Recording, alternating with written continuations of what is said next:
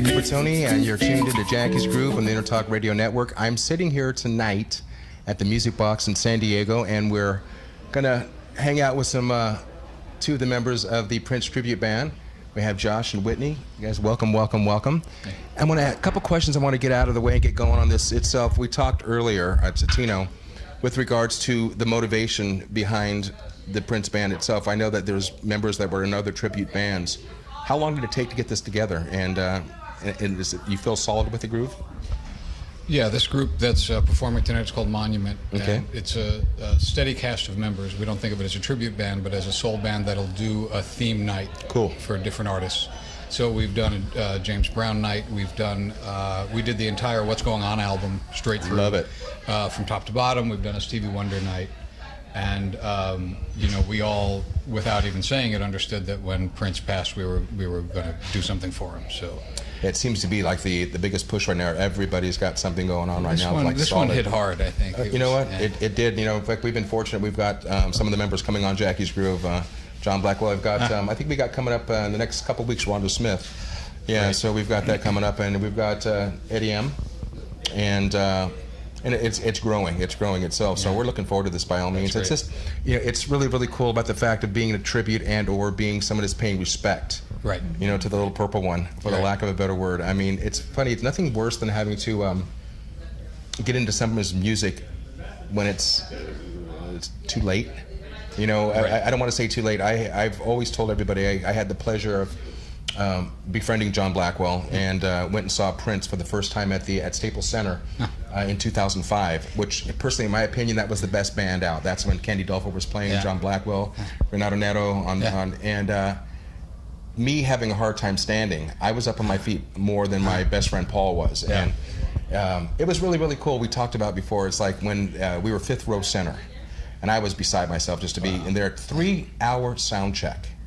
But inside Staples Center, it sounded like you were playing inside of the Roxy. Yeah. I mean, that big of a venue. And as we're getting ready for the show, John, along with members, were pushing this huge anvil case through because it was Theater in the Round. Mm-hmm. And John's looking at me, John's going, Prince is in the case. So they had to push Prince through the audience to put him up underneath the stage to have him come up. That's great. Yeah, so, with that said... We're doing the same thing tonight. I love it. Yeah, except Tino's actually going to pulling you up. Yes. Yes. Now, we're coming out of Whitney's hairdo. Yeah, there you go. God bless. Hiding. Yeah. So with that said and so on, is there, what's your inspiration? If you had to choose only one song to sing tonight, what song would that be? Diamonds and Pearls. Really? Without hesitation, that's my favorite. And why? I just love it. Rosie Gaines, man, Rosie Gaines. I mean, she's amazing.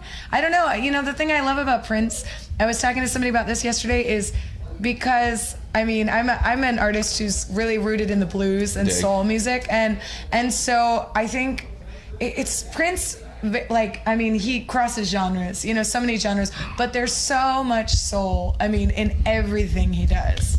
Even in his pop music. It's the most undersung guitar player in the history of music. When they did the tribute back, not the tribute, but the Rock and Roll Hall of Fame induction. Ball My Guitar. When he came, because that wasn't planned. That was just going to be a side guy playing on that, and then, how do you not? That's that whole vibe.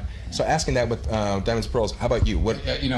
Funny, I would have said the same thing. Oh yeah, my favorite song of the night. Mine too. Yeah. Of all the songs, and it's slightly lesser known.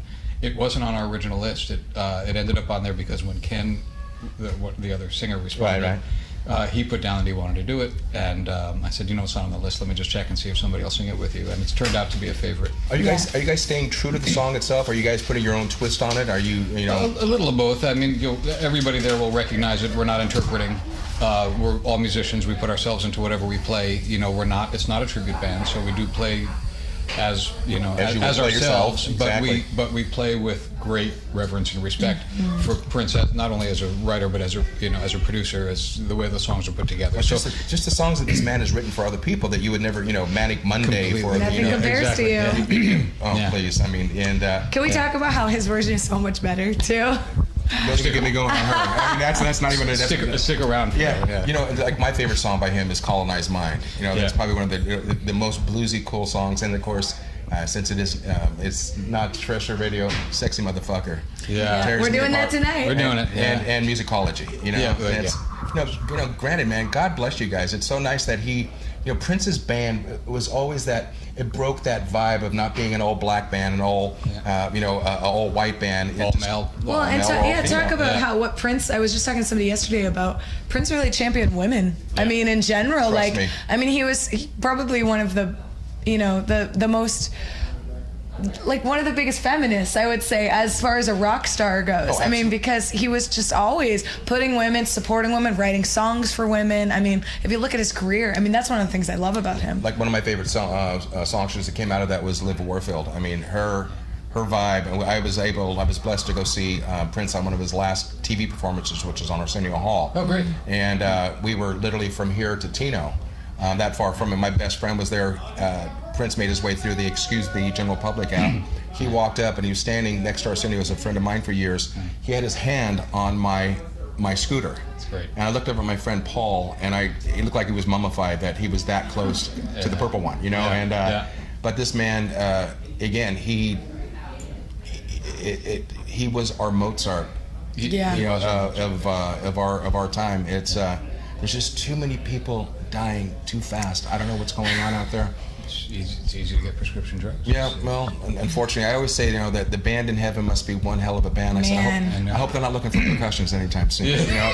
That's that whole thing itself. So they never want keyboard players. Exactly. A dime a dozen, right? Yeah, exactly. But man, I'm looking forward to it, man. Thanks for being part of this. This was at the last minute. Tino, I said my wife and I were going to come down. Tino goes, good, you're going to host. So that's great. Thank you. Yeah, we're doing thank it, man. you so and so much. again, welcome to to Intertalk Radio. Welcome to Jackie's Groove, and appreciate it. God bless, guys. Not Thanks, forget. Jackie. Thanks. Pleasure. Look forward to playing for you. Peace, by all means. Feeling sexy tonight. What? I didn't hear you.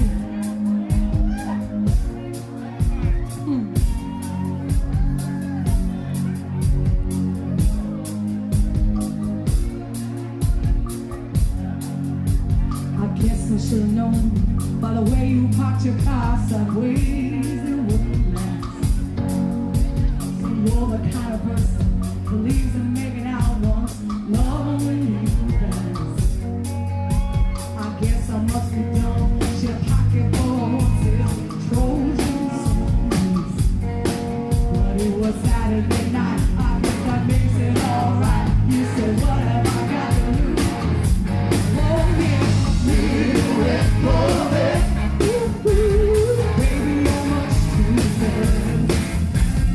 Little red bullet. Need to find a love that's on that. Guess I should have closed my eyes when you took me to the place where your horses run free. 'Cause I felt a little ill when I saw all the pictures of the jockeys that were there before me. Believe it or not, I started to worry. I wondered if I had love left. But it was Saturday night. I guess it makes it alright. You said, baby, how can I not dance? Little red bullet. Honey, you're much too fast.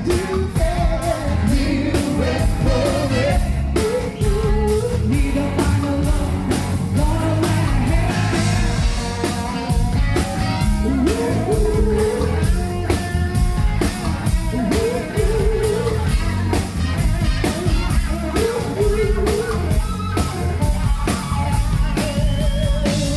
A body like yours ought to be in jail, 'cause it's on the verge of being obscene. Oh, move over, baby. Give me your keys. I'm gonna try to take it with love machine. Oh, yeah. Little red bullet. Honey, you're much too fast. Little red bullet. I need to find a love that's gonna last.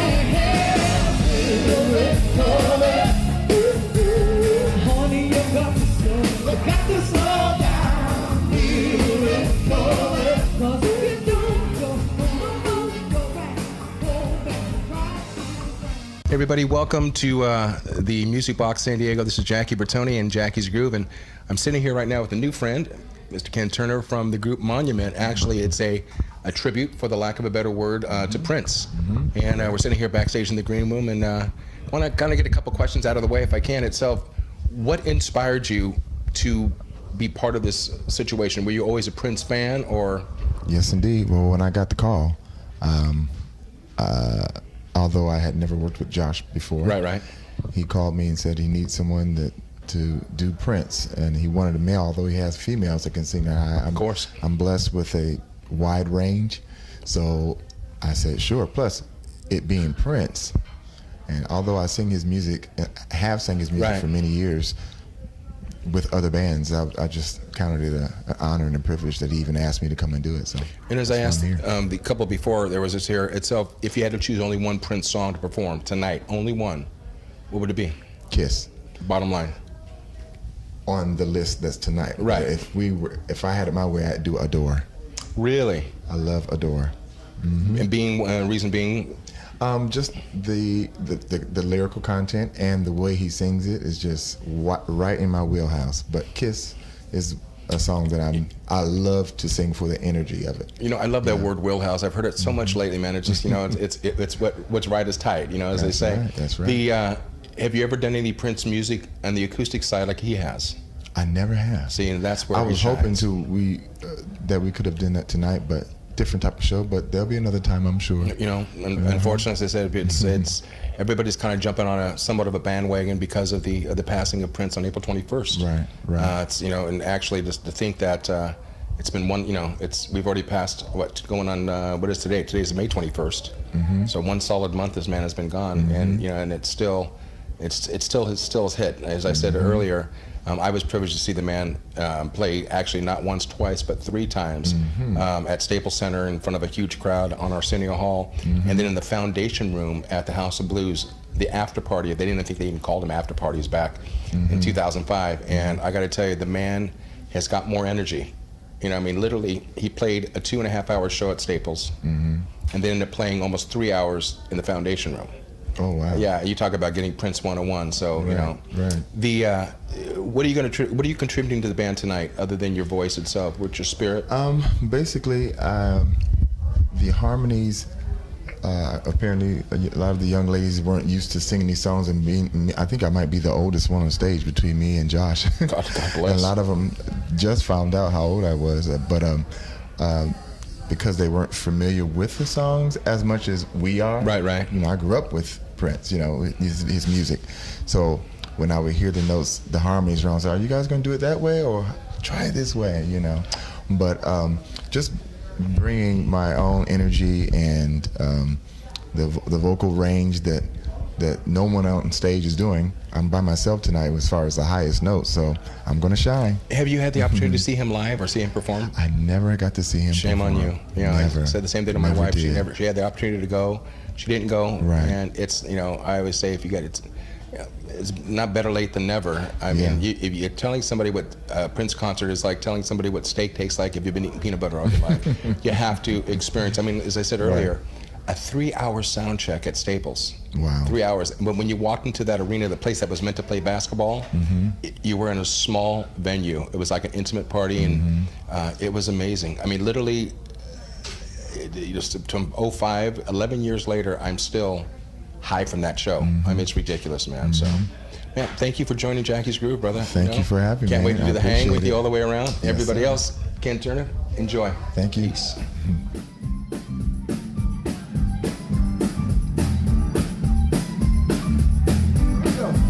I get delirious whenever you're near. Leave yourself control, baby, just be here. We'll get locked in place, stupid look on my face. When it comes to making the dance, pretty mama, I just can't win the race. I get delirious. I get delirious. I get delirious.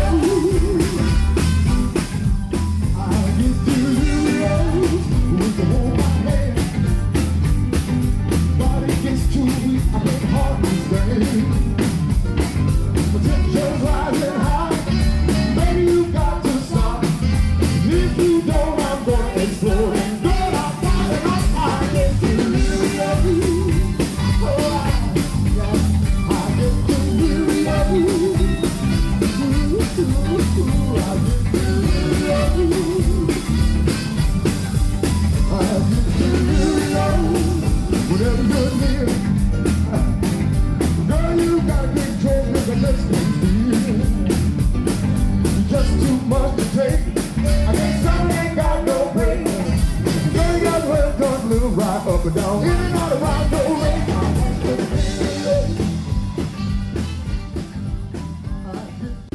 Everybody, welcome back. This is Jackie Bertoni. You're tuned in to Jackie's Groove, and we're backstage at the Music Box in San Diego. Amazing time. We're sitting here right now with one of the members of Monument, or at least Monument tonight, Ariel. Ariel, what are you doing? What are you contributing tonight with the band? I'm the guitar player for Monument. Very cool. Very cool. And so, a Prince fan, I would think. Absolutely, yeah. And, you know, the most unsung and underrated guitar player in the history of music, unfortunately. I don't know if he's unsung or underrated. I've always argued that he was the greatest in the world. Always. I love the line when they had said, they asked Eric Clapton, they said, Right. you know, that line, you know, how does it feel to be considered the best guitar player in the world? And Eric Clapton said, you know, ask Prince. You know, a lot of people, when I have that argument, they go, no, Hendrix was. And I go, well, okay, Hendrix was the first. He was the pioneer. You got to give him credit for that. Hendrix started it, Prince perfected it. Yeah, you know, it's, you know, we talked about earlier on my show, we had the pleasure and honor of interviewing Al Di Meola. And in fact, we're actually going to be following Al when he plays here. That's great. I think it's on the 15th of next month, right? 15th of June, I believe. But the thing, Al had sent to me a great situation. He never knew this. And it was a release in a paper, one of the top newspapers in the UK. And it was an article last year in November that Prince was talking about the lost art of performance. Yeah. And he said, and Prince said, I used to hang out, I used to go see a band called Return to Forever. He goes, and there was a guy, a guitarist that inspired me my whole life. His name is Al Di Meola. The man stood on stage and soloed until people stood. He goes, that's something that it doesn't happen anymore. Yeah. And Al goes, never knew it. He never knew that he was the inspiration for Prince's playing. So with that said, going on then, other than Prince, who's inspired you in the way of guitar playing? Just guitar playing. My top guys, besides Prince, David Gilmour from Pink Floyd, because he just has a way of taking one. He can do so much more with one note than guys can do with a million notes. You know, I'm blanking now that I'm here at the interview. Who was it? Come Angus Young. Angus Young is another one, again, because of his performance ability. Exactly. He's so much energy. You know, between those three guys, you got a lot of grounds covered. Have you seen Prince live? I saw him live for 2 minutes. I was working a Graham Central Station show. Larry Graham, bass player from Sly, he had his own band. Prince was a friend of his. They toured together. They went into Thank You for Letting Me Be Myself, and Larry has this thing where he sort of brings people up from the audience to play tambourines and sing along into the mic, and then he kicks them all out and he goes, how about you, sir, you want to come up? Prince comes up. They give him the guitar. 2 minutes. He plays. Just nothing fancy, just plays it. That whole lick. Just that alone, I was completely in awe. What that man could do with so little, nobody else could touch. Yeah, I've kind of overdosed in the last 2 weeks on Prince. I was watching him in a performance on Leno back in 2005. And it was a really cool thing. If you go on YouTube and check it out, it's the performance of Musicology. But the performance, he's wearing a beautiful blazer, and it's a blazer cut to the waist and a blazer cut to the knee. Yeah. And he happened to have the same suit but different colors. And they showed the rehearsal on Leno. It was pretty amazing. But during this part where they was playing, he brought up Rhonda Smith on a bass solo, Maceo also. But he went into this riff of Tighten It Up. You know, and it's like something that wasn't even anywhere near that sound, and all of a sudden he brought that in, and it's just like, it's amazing. It's you know, as I said, you know, I had the opportunity to see him 3 times, and 3 times was not enough, you know, and it's sad that we have to overindulge on something that we should have been paying more homage to. Yeah. But you know what? You know, we live and learn, and you know, as I said before, you know, the band in heaven. It's got to be. You know, they play my favorite song. You know, but I hear Jesus has a girlfriend. But it's another story, though. Okay. As they say. But I mean, I'm looking forward to checking out the vibe tonight. It's going to be fun. Yeah. It's going to be loud, and it's going to be loud. But Prince was a shredder. Yeah. Trust me. He loved metal. He was a punk. Yep. You know. Well, I mean, look at the early '80s. Yeah. I mean, that whole vibe itself. I mean, he had that definitely the Johnny Rotten thing going on also. So it was. Yeah. But again, you know, tenfold. So, man, thanks for being part of this the show tonight. It's my pleasure. Thanks for joining Jackie's Groove and Intertalk Radio, brother. Thank you. Ariel, my pleasure. Thank you.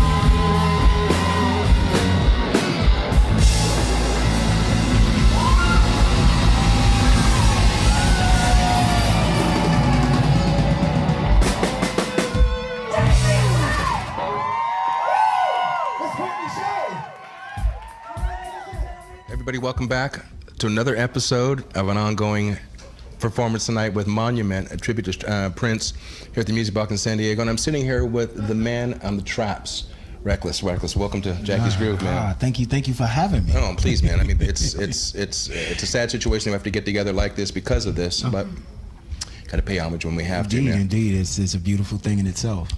As the trap player, out of all the band members in Prince, from the beginning into his most recent, was there a favorite drummer in the band? Man, he's had a host. Even his percussionists are beasts, you know. So I mean, saying that in itself, no, I would say there is no favorite. There's just a love for them all. Like, I mean, and he picked them all out. I mean, you know, I did a couple shows and I want to say his name is it Chris Carter? Yes. And I did a show with him at some big jazz festival, and he had walked up, I was introduced to him by Wilfredo Reyes from Santana. Okay. And so while he had introduced me, and as we're talking, finding out that he was the new drummer from Prince, he was playing at the Bottom Line in New York City. And as he's playing, he looks up, and the crowd kind of went numb. And the little purple one made his way into the audience, made his way through the crowd. And he walked up and he said to him, he says, "You're coming on the road with me." And Chris looked at him, he said, "Can I finish the set first?" And he joined it. He said it was amazing because Prince's whole vibe on stage is that if you were qualified, and well, obviously you were qualified to even be part of the, of his life, that if he dug what he was playing, man, he allowed the stretch. Yeah. And that was the cool thing. But he always said, take the stretch, but make sure you bring it back. Mm-hmm. And I've had the pleasure and been friends with John Blackwell. Okay. To me personally, he's a beast as well. Yeah, he's another one. The That's man just, is ridiculous. I mean, his the lineage and the legacy of just percussionists, but just artists that have performed. I mean, Prince himself is a beast, but just the himself as an artist. You don't get many artists that can play everything and well. Exactly, you dig? And again, as a drummer itself, that whole vibe of, like when John got the gig, he was sitting down in Paisley Park. I didn't know that. Yeah, and because Prince kept bringing him in. He was actually working with Patti LaBelle at the time. Okay, yeah, I know he played with her, yeah. And so he was out, and he started playing 777, 93, right? And he started playing that pattern. And Prince said, whoa, because that was always programmed. Really? Yeah, it was the first drummer that ever played that song. And that's how he live. got the gig. That's how he got the gig. Yeah, man. And, see, learn some new things. Yeah, I mean, again, don't be impressed. I just found that out because of a thing called YouTube. And I was blown away by it. So, asking the other members of the band, if you only had one song to play tonight, only one, what would it be, and why? Well, actually, with this gig, learning so much music, the ins and outs of the music. Like before, to answer your question, sure. But the ins and out of his music, actually playing it, like it makes it a little bit more difficult. And if there are some children watching this, I do apologize. But sexy motherfucker. Please. Now. Ooh, whoa. Well, it's not only it's that, and it's also, again, one of my favorite jams is musicology. Just that straight groove on that was just it's ridiculous. But yeah, sexy motherfucker is one of my. I mean, you got to be a musician to get the one, to know where it is, and then he has those breaks, and it's just. Yeah, a song that he'll never perform, though. I mean, again, prior to his demise, a song that he would never play live anymore. Really? Oh, I heard about that. Like the Religion. Nothing, Little Nicky, nothing. He played none of that. I heard about that. Yeah, it's don't get me going on Religion. But the fact of the matter is that whole vibe itself, because Little Nicky, met a girl, masturbating to a magazine. Yeah. It just wasn't played anymore. It's some sexy music, and I didn't know how. Man, Prince was a pervert, and I love it. I support it. No, he was a freak. Yeah. I mean, perverse, freak, nasty, disgusting.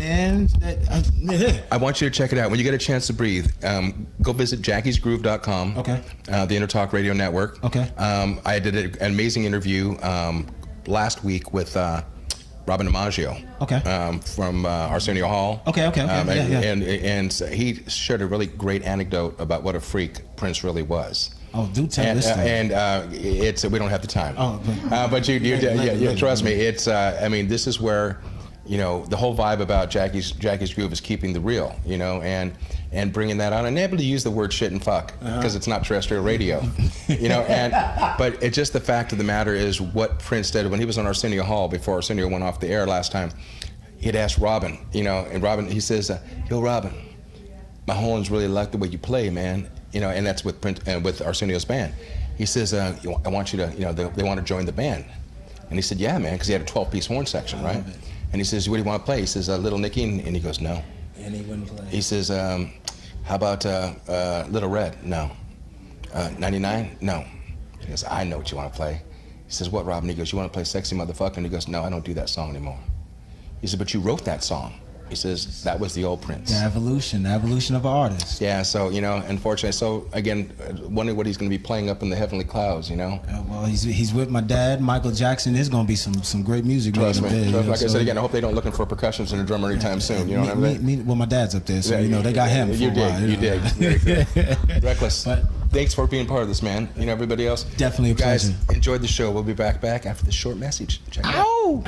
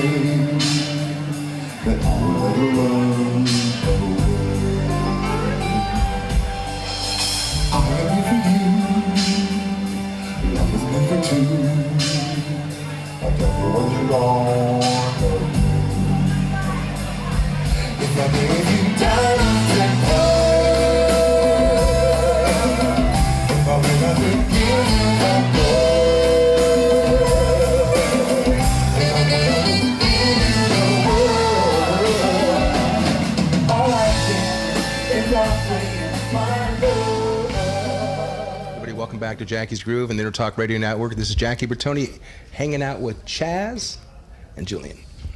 The horn section, the brass boys that kick ass in tonight's Prince tribute in a group called Monument. So, gentlemen, welcome. Welcome, man. Thank you. As we just kind of come and keeping the flow going, I'm going to ask the question, have you ever had the opportunity to see Prince live? Unfortunately, no. You?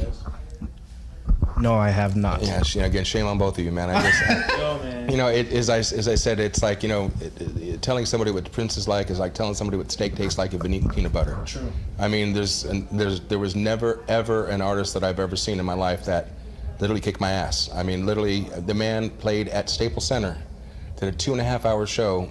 Then afterwards, we all went to the House of Blues in LA. He played for 3 hours in the Foundation Room. And yeah, it's like seeing a great comedian. Your face hurt from smiling, and but again, too, even in a room like the Foundation Room, Prince took the time to take a sound check earlier in the day. As I said, a 3-hour sound check at Staples, and when you walked in the place, it sounded like you were playing at a small club. That's how precise this man was. That's great. Itself. Okay, another question itself. And if I only had one song to play tonight, only one. Start with you first. What song would it be, and why? I would say it would have to be I Want to Be Your Lover, just because we have a bomb-ass arrangement of it. Oh, very cool. That's definitely something that I want to conquer tonight. And plus, I just love the song in general. Horn arranger? It was arranged by Dallas Horns. Okay, cool. So we're definitely shout out to Dallas Horns on that one. Cool, man. I'm a little bit biased to horns. I worked with Tower Power from my beginning from 78 through 81, so nothing gets more detrimental than the 5-piece horn section with Doc and Mimi and the new round. So yeah, man, it's very, very cool. Now, same question to you. I thought, what was that tune again? I Want to Be Your Lover. Yeah, I Want to Be Your Lover. Yes. My favorite song, by the way. That's my favorite because of Dallas Horns. They basically took this concept, this idea, and kind of gave it like a Stevie Wonder horn twist into one of Prince's music. And in fact, I did most of the horn arrangements. In fact, all the horn arrangements to the Prince, to Prince's music. Cool. And let me tell you, it's one of the hardest things I've ever done. I've done Stevie Wonder tributes. I've done what else? Marvin Gaye. King. What's his name? Well, just to interject itself with, with Tower Power and Prince, I took one of my best friends to see Tower Power because I tried to explain to him it's a musician's band. Mm-hmm. And if you've seen many different interviews that Prince emulated Tower Power sound, so I took my best friend to see Tower in concert. He finally realized the fact that that's where Prince got that funkiness, those horn stabs. Oh man, Tower Power. Yeah, and so that's where that came through. Then when he brought on Maceo. And he brought that whole girl. Yeah, you dig? Yep. And Prince's last band, before his passing, his horn section, 12 pieces, 12 horns, 2 baritones. And shout out to Adrian and Phil Lassiter on that one. Okay, you know what I'm saying? And that was that whole vibe itself. I mean, just to get guys moving and spinning as they're playing and trying to keep a baritone and hitting those bottom notes, it's amazing. Who inspired you? If we're staying along the Prince situation, if it wasn't for Prince, who inspired you guys as musicians? I would definitely have to say Freddie Hubbard and Stevie Wonder, definitely. And Louis Armstrong. Just those 3 key people have been so influential on me as a musician from K through 12 till now. Yeah, but see, you're a young cat too, so I mean, to sit there and go back to Hubbard, man, that really goes back. It's kind of crazy because literally I wasn't supposed to play trumpet. I was supposed to play sax like this guy right here. Oh, cool. And they ran out of saxes at my elementary school, and they gave me a trumpet, and I was low key really pissed off, but at the same time they gave me an ultimatum. If you play these notes, like if you play a G in the staff, you get a candy bar. I was like, I'm done. And then when I met Chaz at SCPA and we kind of started playing around and stuff with the whole jazz realm, they were like, man, you sound like Freddie, man. And then I started singing and picking up the Louis voice and everything, and it was it. Yeah, man. If you get a chance, check out Towers.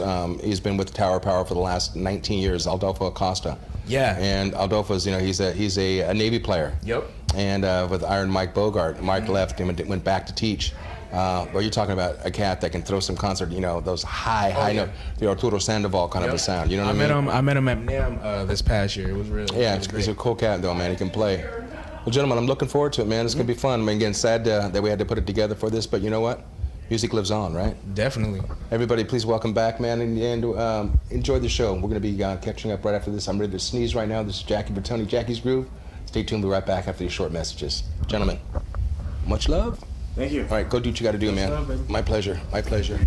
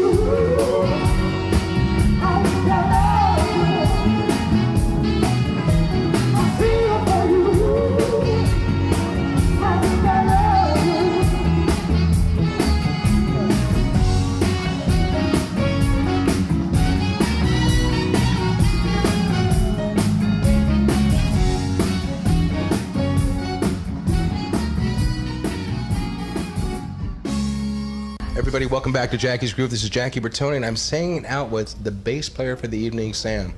Sam, welcome to Jackie's Groove, man. Thanks, man. How you doing? Talk Radio Network. Good, man.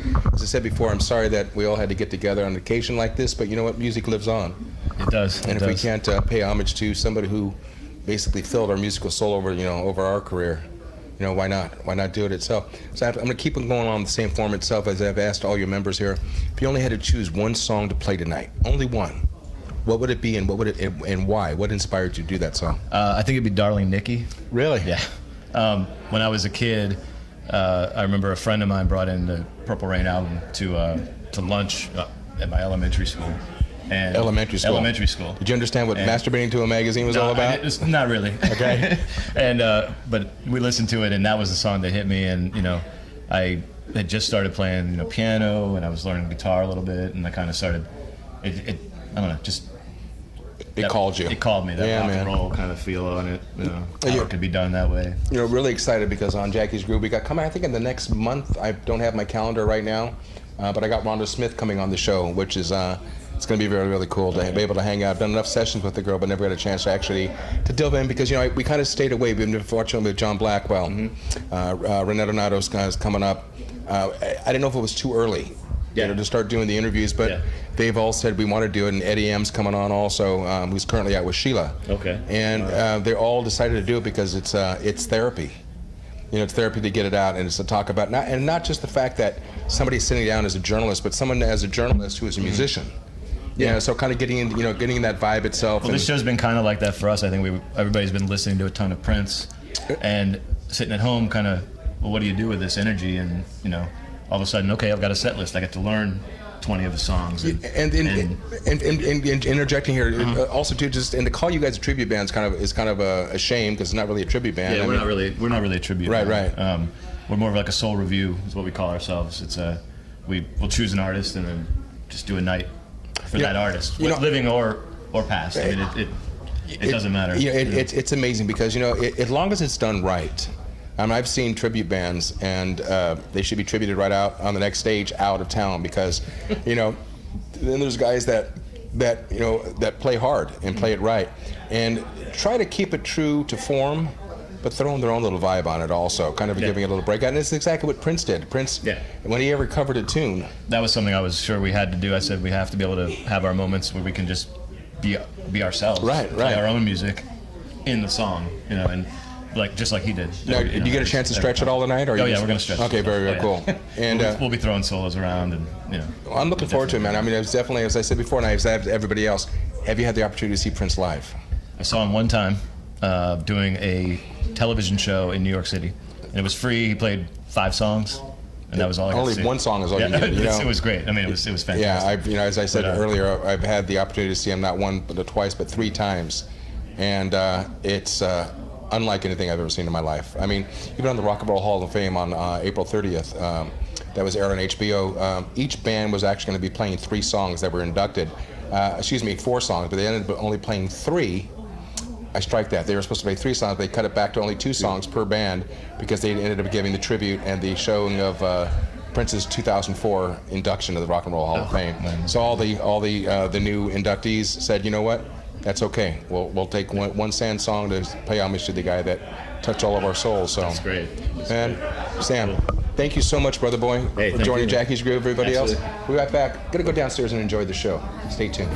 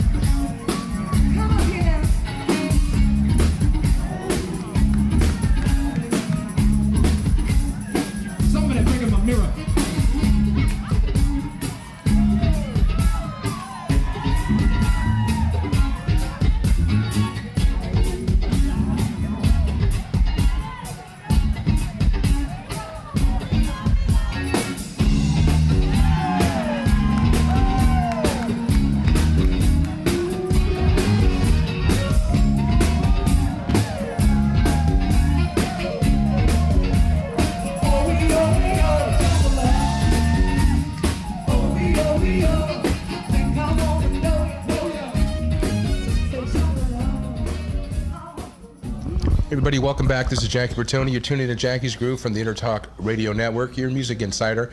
And I'm sitting here with this beautiful girl by the name of Mimi, who is part of the this entourage called Monument. And Mimi's singing lead vocals and background vocals. They're trading off tonight. And just going to have a quick little talk with her and to find out what it was with Prince that inspired you among everything itself. And I'm going to ask this other question too, as I've asked everybody else. If you only had one song tonight, only one song tonight to play, sing, what would it be and why? Well, Sometimes It Snows in April. When I heard about what had happened, that was the only song that was in my mind. 1 month today, actually. Yeah, that's right. So when I heard that Josh was going to do this, I wrote him immediately and asked if I could be a part of it, because I really needed to do something that could feel a little happy, because I felt so sad. So, you know, we talked about that earlier. I'm trying not to sneeze here, and we talked about it's sad that we have to get together on situations like this to pay homage to him. And I've got coming on my show in the next month. I've got Rhonda Smith coming on, John Blackwell, and I've got Renato coming on, the keyboard player, nice. Eddie M, sax player, who's out with Sheila right now. Yeah. But I thought it maybe was a little too early to be doing interviews, and they've all said the same thing to me. No, it's perfect timing because it's therapy for us. You know, and I literally can't believe, I still can't wrap my head around the fact of all the talent that we've lost. You know, and the fact of the matter is we're not going to realize exactly Prince's power to the music business. You know, some people consider that he's the Mozart of our, you know, of our generation, you know. Oh, yeah. Again, singing with it tonight itself, are you going to be able to keep it together? I'm going to be able to keep it together. I mean, I feel like however you perform, it's definitely how you're feeling. Of course. I don't even really know how I'll feel, because, you know, I haven't really sang this in front of all these people. I've just been, you know, singing it to myself in my head. And, have you seen Prince live? Yes. Yes. I have to ask that question because it's just, you know, it's nothing worse than having to explain to somebody what it was really like to see this little guy go. And it was the best show, and I've been on stage with the best performers worldwide. It was the greatest show of Nothing my like life. I've ever seen in my life. No. And I was really blessed that the last time I saw him, a girl in front of me actually grabbed my hand when the doors opened and pulled me to the front of the stage. So I got to spend about 3 hours standing in front of him, and it was just, for me, my favorite moment. But when it was over, I felt really sad, because I felt like, well, that was as good as it's going to get, probably. Yeah, you know. Go ahead. No, I'm saying, but the cool thing about Prince is that you could see Prince 5 nights in a row, and each show was different. Oh, right. You know, and even though you're singing the same song, each night the song was different. Oh yeah. Well, that's what. Yeah, you feel different. I'm sure he felt different every single night. Yeah, man. You know, and it's every show. And it's the musicians that actually that were driven to him. You know. I have got my favorite musicians, you know, that he's had over the years itself. I'm a little bit biased, but it's nobody walked on that stage that wasn't qualified to walk on that stage. No. You know, and everybody bought advice, and I loved how Prince played homage to females. You know, he brought women up. You know, he saw that he was respectful, as much as a freak that he was. You know, and the fact of the matter is, I mean, it's a loss that I don't think we're ever going to recover from. At least the music business is not going to recover from. We'll never be the same. No, you know what? And it's just, I think it's, you know, as long as I'm not a big fan of tribute bands per se. I feel the same way. But the fact is, you know, when you're bringing it to the light of the people and saying, you know, it's not really Prince, but if we can let you have just a little bit of a flavor of what he did, and if we can exude it from our bodies and feed your soul, right? then by all means, we're doing the right thing. Right. So we're sharing how he made us feel. We're giving that back. Dig. Right. That's what it is. Yeah, because I can't sing it like Prince. I can't. Yeah, man. No. But it's I'm so not cool. even pretending. You know, it's like I was coming down here to enjoy the show, then I got snookered in from the network to come in and say hi and talk. Yeah, man. But it's a good situation because I've had the opportunity to play with most of the cats that you know Prince. They graced Prince's estate. I myself never did because Prince never followed up with percussion. He always, if he had the chance to hire something else, he'd hire something else. So, Yeah. but the bottom line is, he's gone, and as I said, the band in heaven has got to be one hell of an organization. Yeah. By all means, everybody, please welcome to the show. Welcome back, Mimi, and we're gonna go downstairs and we're gonna enjoy the show tonight, man. We're gonna have a good time. We are. Thank you for joining Jackie's Groove, Intertalk Radio. Thank you. And Jackie Bertoni, my pleasure. Thank you. My Thanks pleasure. Much. Peace. All right. Peace.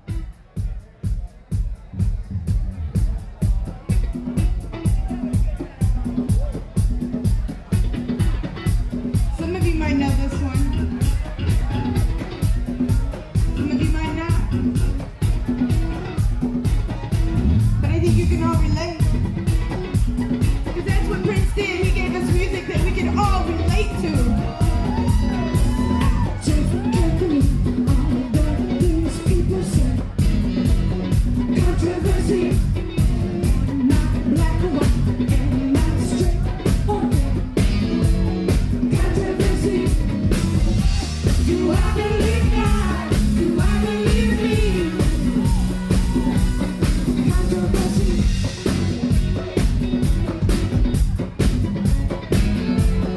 Controversy. Controversy.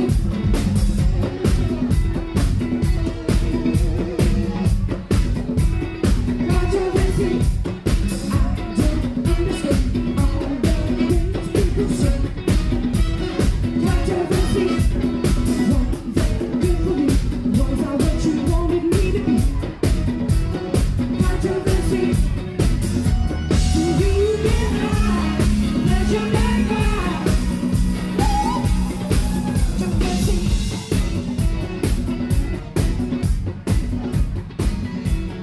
Controversy. Everybody, this is Jackie Bertoni with Jackie's Groove and the Intertalk Radio Network. Hey, I'm sitting here right now backstage at the Music Box in San Diego with the beautiful Janae. Thank you. You said it correctly, too. Well, I asked you just a second ago. And she's going to be singing background and lead tonight on this Prince, I hate to use the word tribute.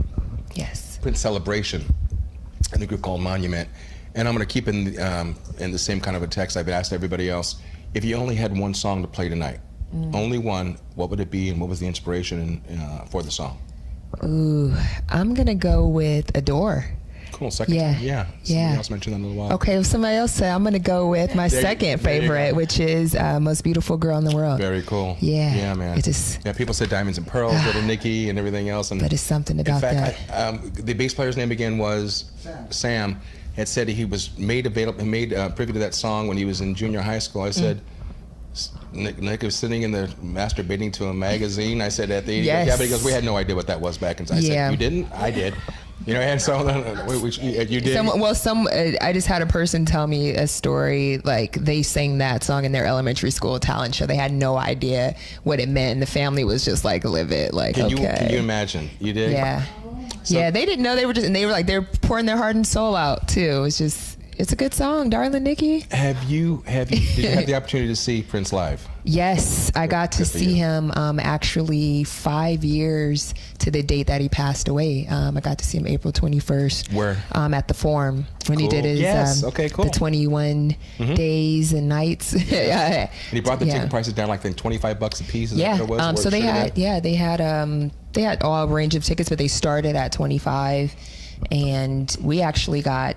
My best friend found these like $25 tickets that were, I don't know if it was an accident or if he was sprinkle some in, but we had amazing seats and the people next to us paid in the hundreds. So I don't know. We got lucky. It's so funny because when you think about the fact that how his life and the trajectory of his life when finding Jehovah's Witness, don't get me going on religion at all, and how he really cleaned up his act, versus the polar opposite of what a freak that man really was. And I mean, a freak to the 10th degree. But I mean, the thing but as much respect that he had for women, and so on. But, and he sold sex. I mean, every song that he sang, but it's just so hard. Like, he was on Arsenio. We had the opportunity to go and hang out with him on his last TV performance. And he had asked Michael, he asked the band, and talked to Robin DiMaggio, who was the musical director and Arsenio's drummer. Okay. And Prince said in the Little Purple One's way, hey man, my horns really want to hang out with you today and they want to play. There's this 12-piece horn section. Yes.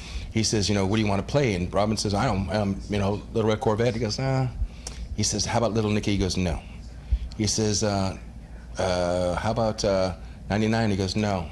And Robin says, I know a song you want to sing. He goes, what? He goes, Sexy Motherfucker. Oh. And Prince says, no. He goes, I don't do that song anymore. He says, why? He goes, it's filthy. He says, but you wrote that song. He goes, the old Prince wrote that song. And it's like, yeah. Well, I'm glad the old Prince did it though, because I think that's how I was born. Yeah. Well, I mean, that's like, yeah. You know, that's that whole the vibe. It's just something about, you know, as I said numerous times tonight. You know, telling someone what Prince is like telling somebody what steak tastes like. If you've only been eating peanut butter all your life, you had to experience it. I was blessed to see the man 3 times. You know, in a capacity of 20,000, at a capacity of 500 people in Arsenio Hall, and then a 3-hour show at the Foundation Room at the House of Blues in front of about 55 people for 3 hours. And it's, you know, it just doesn't get old, and it's a shame that we have to get together tonight for a situation like this. I was going to come down as a listener, and then Florentino said, if you're coming down, you're going to be the host. You know, so, you know, why not? It's the way I pay back, and we're really, really privileged on Intertalk Radio and Jackie's Groove, my station, because we do have a lot of the Prince's band members coming on. Wow. And so it's going to, you know, we thought it was maybe a little too early to be dealing with this, but, you know, they all responded to the same thing. It's therapy.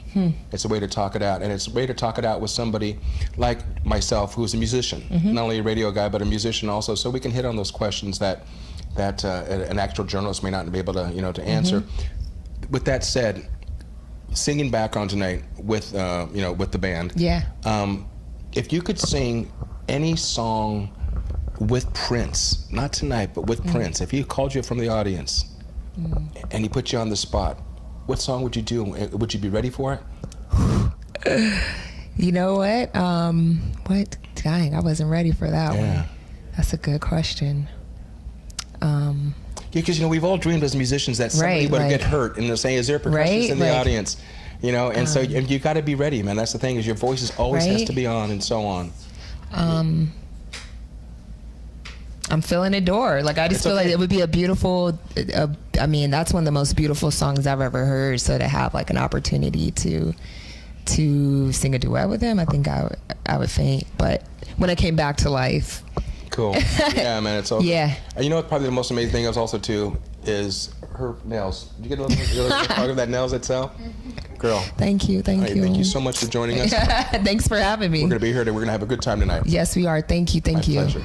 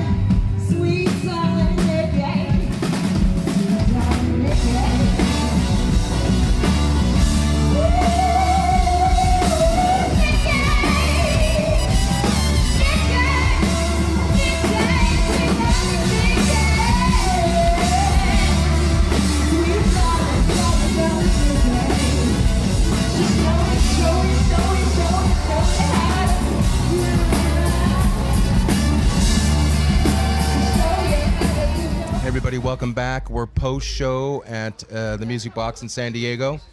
An amazing performance by a group called Monument. Yes, indeed. Giving a little props to Prince.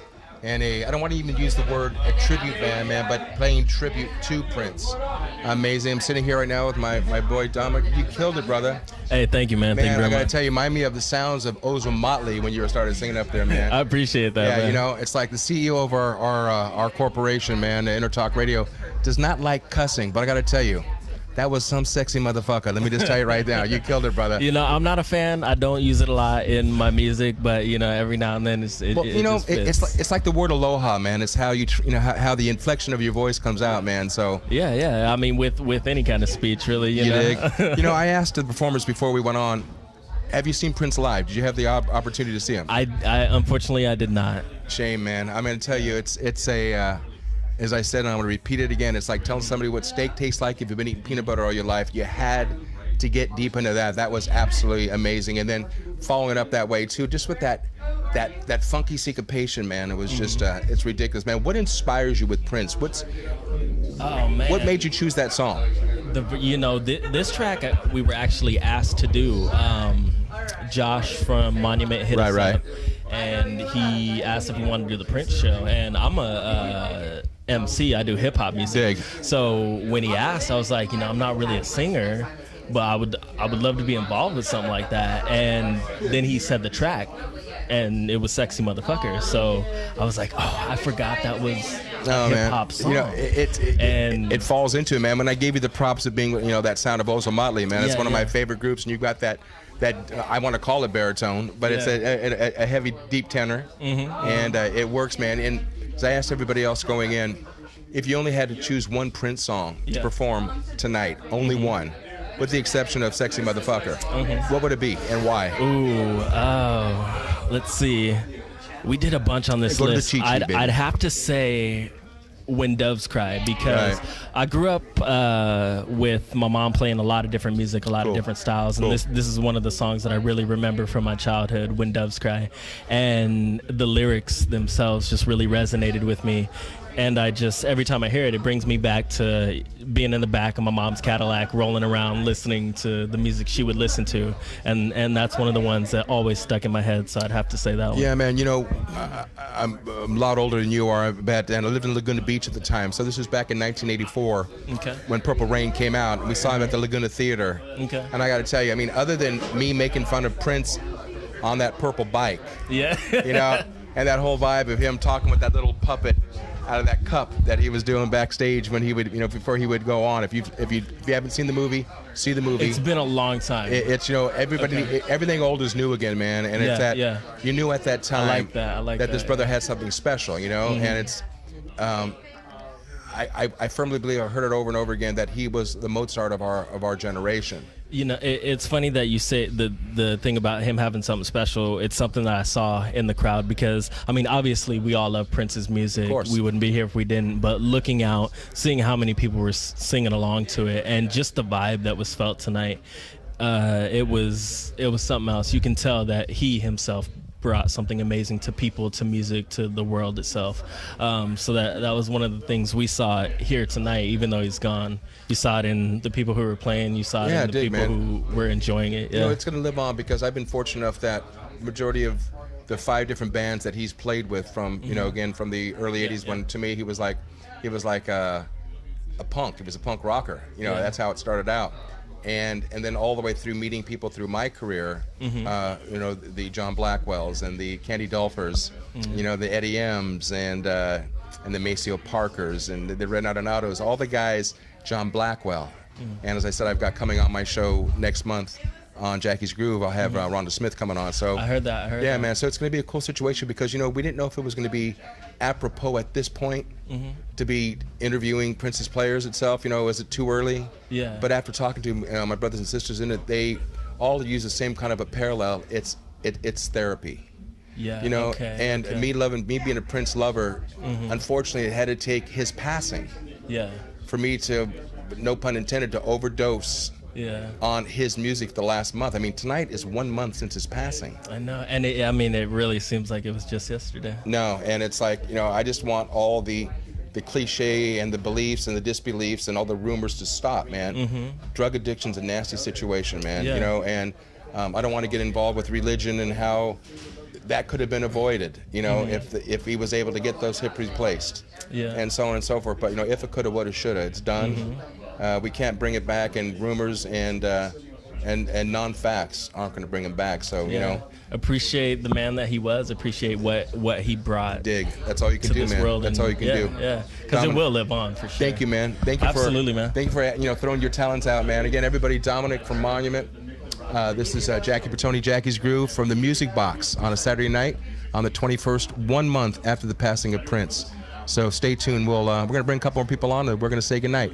Thank you very much, man. Peace. Peace.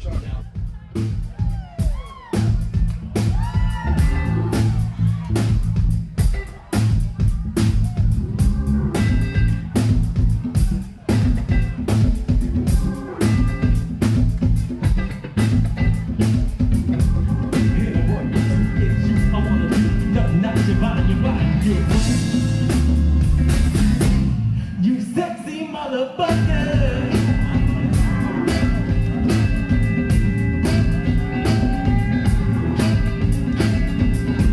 We're all alone, nigga, been on a Riviera. Doesn't sex on the brand in case you can't. You're a customer. I wanna be the closest. That's why I take things so believe the most when it comes to life. This man's right. He got to be well educated on the subject of life. I mean prevention of. In other words, REA, meaning of the thing called love. Are you up on this? Then so that you can get up off a hundred and kill. You sexy motherfucker. Come here, baby. You sexy motherfucker. Hey everybody, welcome back. This is Jackie Bertoni and Jackie's Groove, and I'm sitting here with the man behind the traps itself, Aaron, who laid his funky little groove so deep you had to get a ladder to get out of it, man, with the group Monument. And again, hate to call it a tribute, Prince tribute band, but it's definitely a band playing tribute to Prince tonight, man. And 1 month after his passing. So, brother, you know, I enjoyed it immensely, man. I'm going to stay with this format that I've been going with. If you only had one song to play with Prince tonight, what would it be, and why? That's a difficult question. I mean, because I guess they're sort of a twofold answer. One is, as a musician, as a player, right, and a drummer, what I like to play versus what's the one Prince song that, you know, like as a kid that resonated with me, you know, and that stuck through with me. So, I mean, I guess I'm gonna go with the one that stuck through from childhood, and that would be Little Red Corvette. Yeah.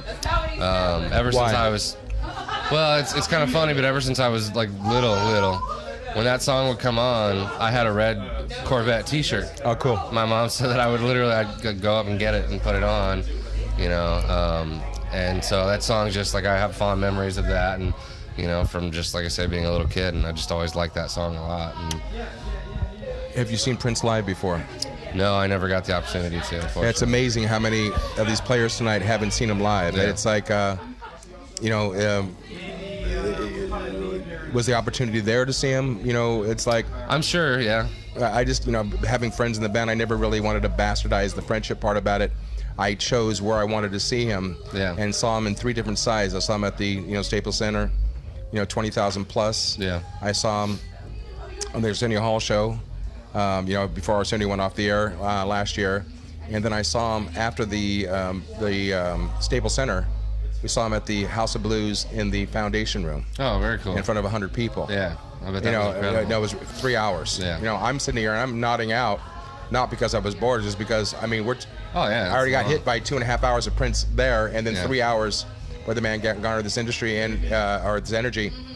He can play the same song 5 days in a row, but each time he plays that song, it's completely different. Yeah.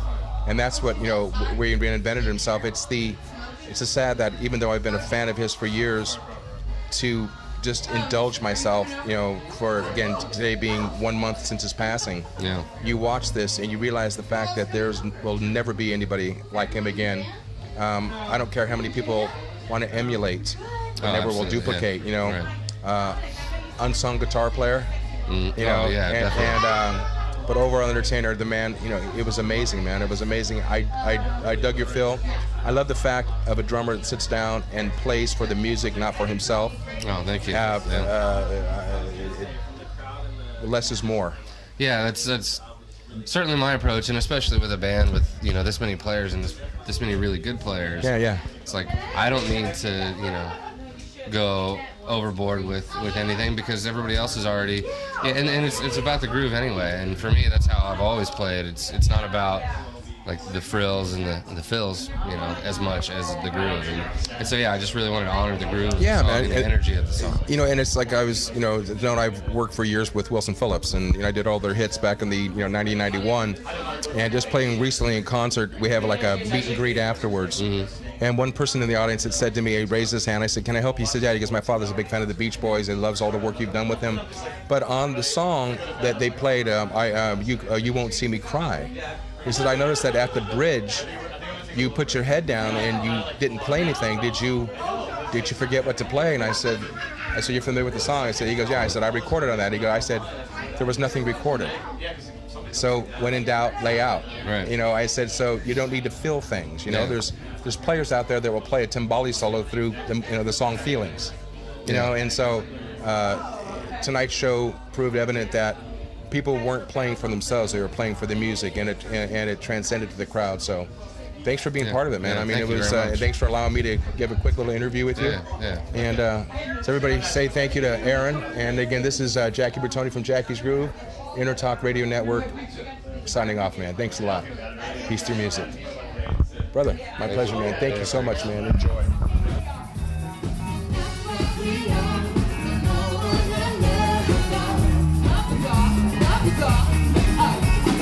That's what we are.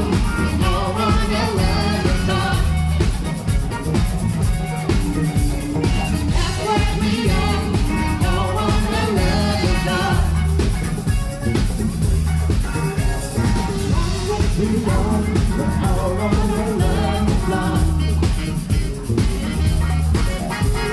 That's what we are. No one will love us all. Break it down. Give it to me, give it to me, give it to me, give it to me, give it to me, give it to me, real high.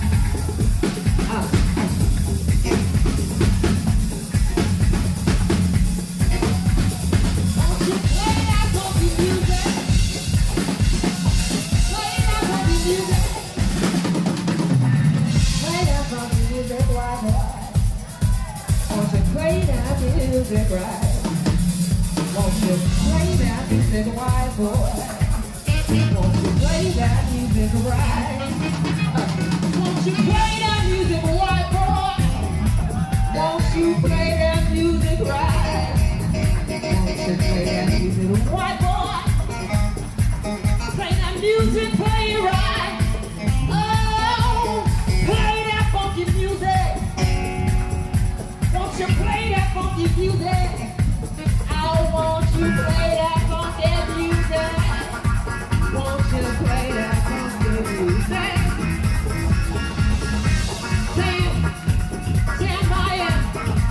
Stand by him.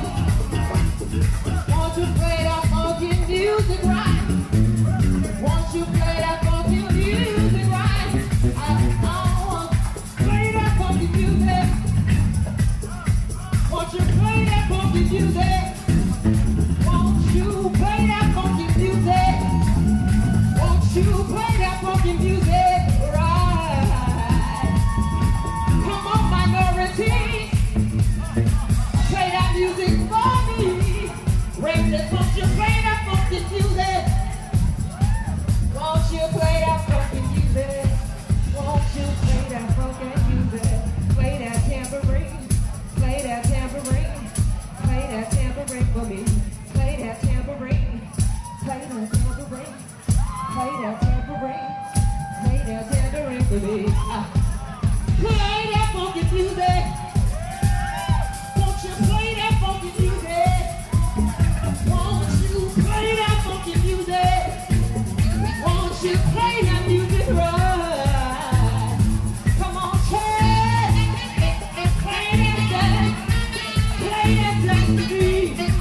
Oh, baby, you sound so sexy. Play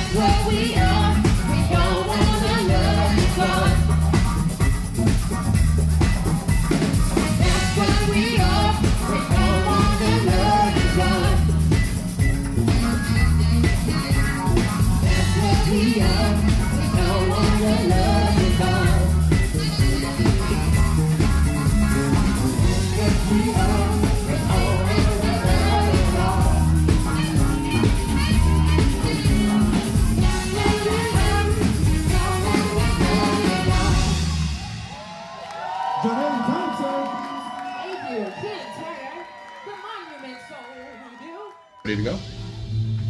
Everybody, this is Jackie Bertoni and Jackie's Groove at the Music Box San Diego, sitting here with Joe, general manager, and even the owner of the beautiful establishment here called the Music Box. I resent that title. I'm not the general manager. I'm not. I book bands. I pick up dirty glasses. That's my job. So you're general manager then? Yeah. Okay. There you go. All right. Okay. Exactly. That's the title. Exactly. It's a true description of what he does. I got to tell you, gentlemen, this, I was frequented this place when it was Anthology, and as I said to you downstairs, the vibe is totally different. I mean, when we'd sit there for dinner-wise, we'd have that little long table that I felt was so claustrophobic, and then it wasn't conducive. Right. And so when the Music Box was introduced to me, I went online, YouTube, and just dug the vibe all together. I mean, this is state of the art. You were just trying to get a continuity, right? Just be exactly like Anthology, right? Wanted to be exactly like Anthology. No. Yeah. No, we totally changed the place up from top to bottom. Just basically gutted the place and redesigned and reconfigured everything from the bar to the main floor to where we're sitting right now. It used to be a kitchen, right, and it's now part of this beautiful VIP lounge. Well, I'm just digging the magic door back here. The Addams family. It seems to go deeper and deeper and deeper, man. I wish to be a secret magic door. Well, what door are you talking about? I have no idea. There you go. But let me tell you, thank you for inviting Intertalk Radio and Jackie's Groove here. I hope we have some longevity. I've got a lot of groups that I work with as a percussionist, Third World, and we've got Al DeMiola coming here, and we're just proud to be part of the situation. And introducing anybody to the Music Box,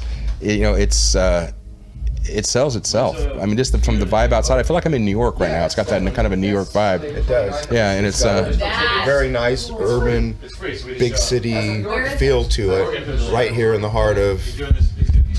Almost in the heart of Little Italy, but definitely the heart of downtown San Diego. It's unlike any other venue in this whole area. Trust me, I had most everything on the menu tonight. Amazing, for the lack How is of a that better possible? word. No, I can't do that. It was just, we're driving up here from Temecula where I live, and we usually get excited and we go in there. I said, let's go look at the menu. And I don't know if I pushed the wrong button, but it wasn't an actual menu, it was just pictures of the food, and it was like, it was amazing. So she brought a sampler up here, and they had a good time, man. Good. So what immediate plans does the Music Box have for the industry? I mean, are you looking to take it by storm, or are you comfortable where you're at right now? Our big deal is diversification. The Anthology method was to do jazz, and then they got into some legacy rock and that kind of thing, and they skewed to a very certain demographic. And so basically, if that demographic was somewhere else, then they were out of business. Our goal is to be able to go 10 different ways, and so by 10 different ways, if we can be strong in Latin or strong in dance or strong in any of the other genres that wasn't being explored by Anthology, we think it makes us stronger, so we can be in a nightly pursuit, a pursuit to get some business done every day. And out of respect for, I like to call it venue respect, I mean, I have a lot of entertainers that come through, and they come through a place called, I think it's right down the street, actually. It's in the Belly Up Tavern. Mm-hmm. And a different vibe altogether. I kind of put the Belly Up in the Coach House, that kind of same kind of a, grassroots, homespun kind of a situation. A lot of people have asked me, is there going to be a problem to get booked in the Music Box if, in fact, we've been playing at the Belly Up? And I said, I don't know that. It's a management question. I don't think there is at all. I think the ground rules are the ground rules. It doesn't matter Belly Up versus Observatory or House of Blues or any of those places. The smart thing to do is, are you going to have some scarcity to your ability to sell tickets? So can you have 8 weeks of space between your last show so that you can go and sell a show? And what I think, some people might misconstrue is, hey, should we be in conflict with the Belly Up? Is just don't sell shows 2 weeks apart. It makes sense. I think because just to the fact, I'm going by through the experience that when Gary Foldner had a place called Hamptons, it was in Santa Ana, even though it was maybe 25 minutes between the Coach House and Santa Ana, from San Clemente to Santa Ana. He had kind of a rider there even before he bought that place. And if the kind of a threatening situation, if you want to play at the Coach House, you're not going to be playing at the Hamptons. Yeah, it's and ours looks like a threat, but we're really just politely asking that you stay, within 45 days you stay about 90 miles away from doing a show somewhere right adjacent to us.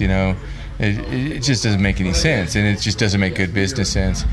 What happens if you play over and over in your market? People will just go to the show that's closest to them. It gets commoditized. Of course, it doesn't help. So you want to do something where every one of your shows is an event. You get good spacing and make it work that way. And that's. I think that's what the Belly Up's asking for. They're not saying, "Hey, we don't want you to play at that venue." They're just like, "We don't want you to play adjacent to your own show here." Right. Okay. And I think for backline wise, does the Music Box provide backline in house, or is it something they can call you and you have a respect with other companies backline that are familiar with this venue? Hell yeah, we have everything up to keys, and at keys, because keys get super idiosyncratic, you probably have to get your own keys. Right. But we got bass amps, we got drums, we got guitar amps, and we're super creative about figuring out a whole bunch of other stuff and doing share stuff to make that part of it work out. Now, music-wise, what don't you welcome here? That's a really tough question. Yeah. Because we're trying to do the stuff that we like the least. We did an Icarus Line show. That's gonna make it onto the internet, Brian. And a bunch of people in the staff are like, "What are we doing?" Because it's super out there, and we want to be in that world too. It's important. We want to be able to show some depth. So even stuff that other people might consider a little bit too challenging, we want to be able to do that too. When did you guys open doors here? September 16th. Oh, so you're fresh all the way around. Now, other music boxes throughout the states? Or is this the only music box? Well, there you go. This is the only one as of now. And the reason why I asked that, because when you see your website, which is Music Box SD, if anybody's checking it out, so you would assume that since that was the SD moniker of San Diego, were there other stores, venues, restaurants coming up around the corner? Possibly. Good. We're thinking ahead. What are you doing? What are you doing next week? I think it's a fair question, man, because we're losing venues. We're losing venues everywhere. I mean, you really think that? Big venues, like the House of Blues in LA is done. It's going to be replaced by a condo. No, there's going to be another House of Blues in Los Angeles. Yeah. They're going to make another one. They're going to have to. It's definitely more of a smokescreen to think that we lost that venue. We didn't. They got into a lease disagreement, and they've been looking for a way to find the next permanent home for that place for 5-8 years. They're going to find another one that's going to be fine. It's a non-issue. That's good to hear from your side, because as the music side of the musician, we're losing all these great venues like Bon Appetit, and we lost Lavalley, we lost all these great jazz clubs. And it's like the old joke is, talking to a guest on my show, when they first started out 30 years ago, what were you making on your first paying gig? You're making $40 a night. I said, well, that's almost like $20 more than we're making now. So we need to get music and keep music alive. I mean, it's something that's lacking, and I think thanks to gentlemen like you itself and a bank account that affords you to open up more venues of this genre. Well, okay. Now you got them going. Yeah, I agree with you. It's super tough, and musicians are making the same amount of money to play nighttime gigs as they were 30 years ago. It's a travesty, but it's also expected because of the nature of the beast. Of course. But one of our other properties is Prohibition. We're providing a nightly wage and a nightly musician's existence Wednesday through Sunday at Prohibition, and that's how this place started. It started from Damon's belief that this is what we wanted to do with the focus of the company, and this is Prohibition on steroids if you were to listen to Damon at some level, and that's how we're proceeding. So we're taking a small club.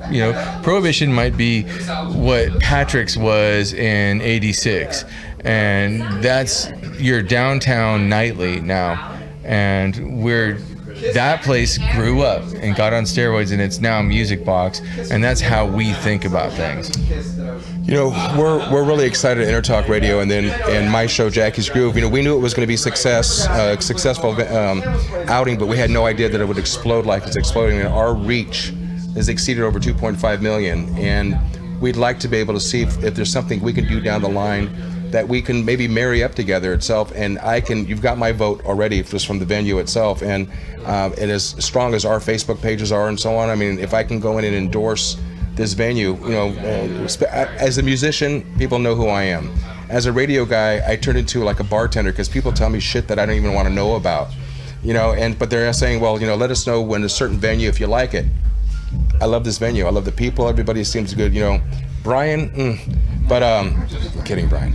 But you know, we'd like to hopefully call this our home. You know, it's just, you know. Well, you're welcome. The best advice we could possibly give, and if we could ask any one thing from anyone, is don't let 2 years go by and have never set foot inside the place.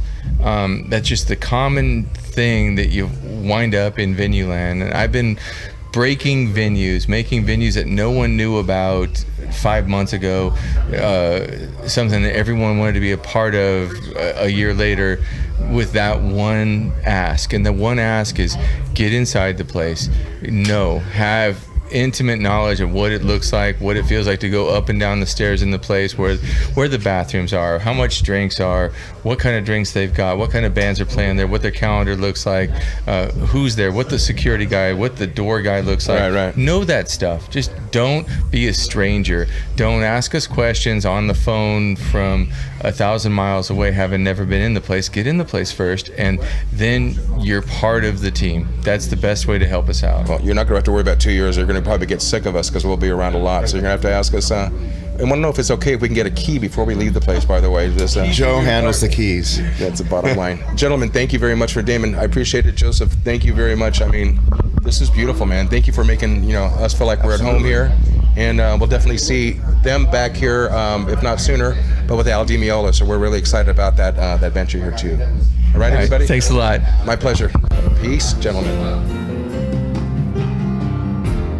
I've been so lonely without you here,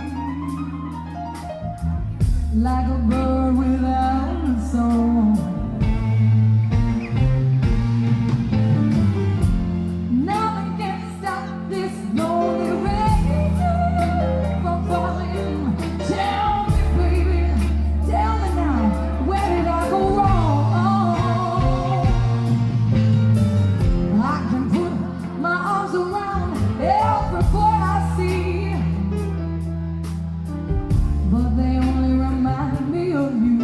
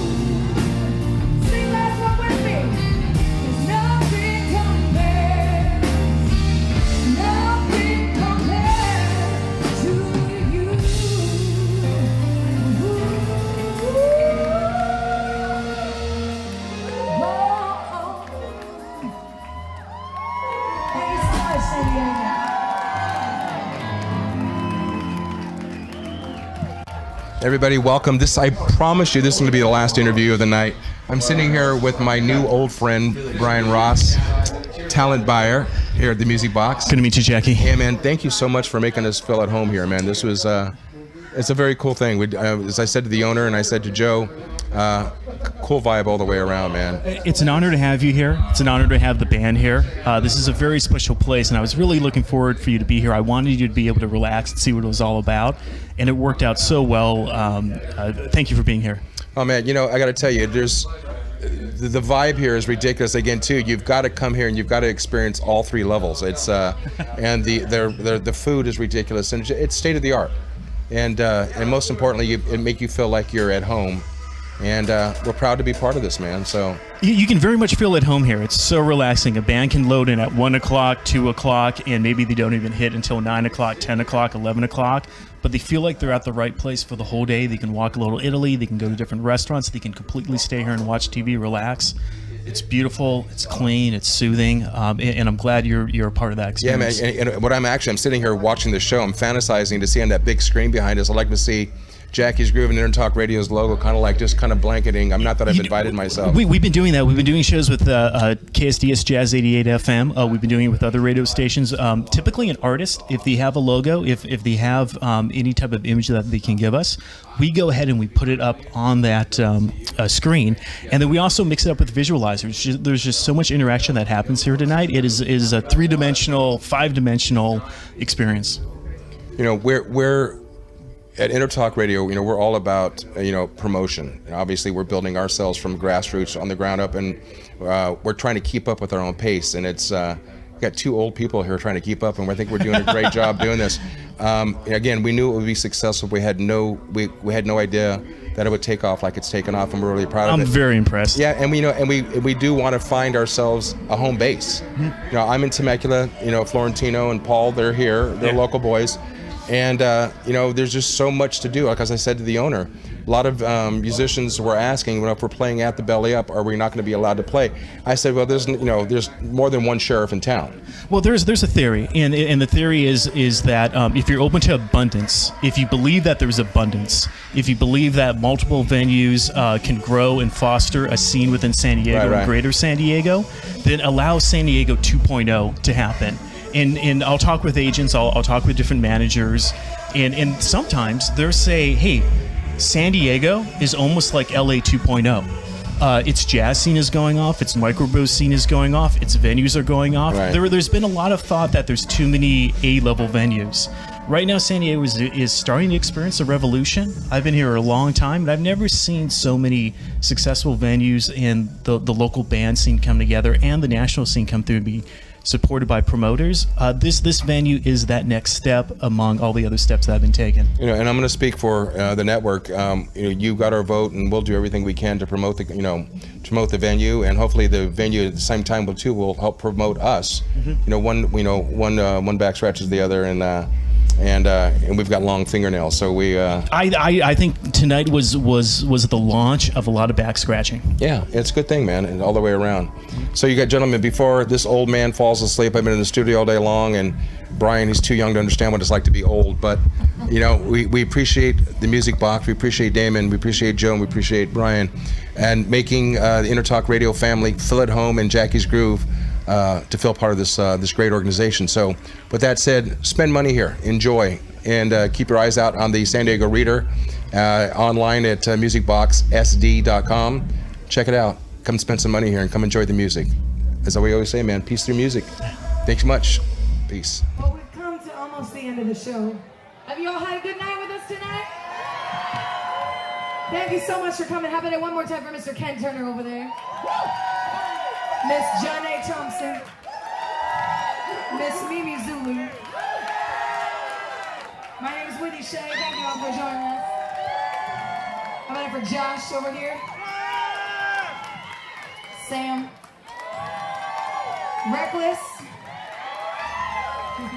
Aaron. Chaz. Julian. And that's Ariel over there on the guitar. He's got his fingers.